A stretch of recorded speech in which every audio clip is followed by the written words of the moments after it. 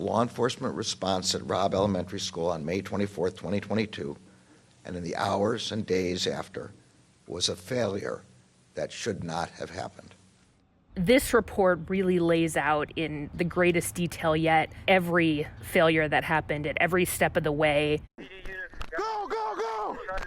The biggest failure that the Justice Department found was that the first responding officers failed to treat this as an active shooter situation. They started to go into the classroom, then there was some gunfire, a couple officers were hit by shrapnel, and they retreated and they started treating it as a barricaded subject or a contained suspect situation, even though it should have been clear that people were in danger inside the classroom.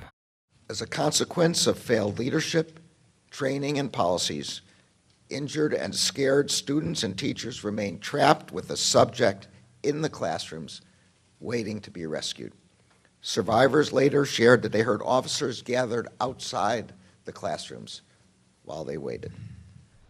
You had almost 400 law enforcement officers from different agencies all come to the scene. They all showed up. No one was in charge. No one took charge. The kids are staying with me. Children were being evacuated with nowhere to go. No one was checking to see if they had injuries. More kids running out. It has just been mistake after mistake after mistake by many, many agencies.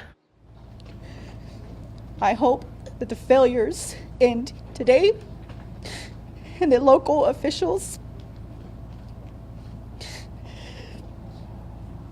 do what wasn't done that day, do right by the victims and survivors of Robb Elementary, terminations, criminal prosecutions.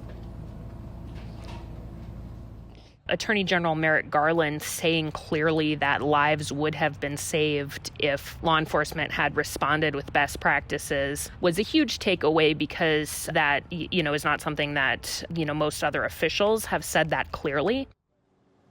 I think that we will absolutely see and have already seen Uvalde being a really, really powerful warning to other law enforcement agencies of what not to do.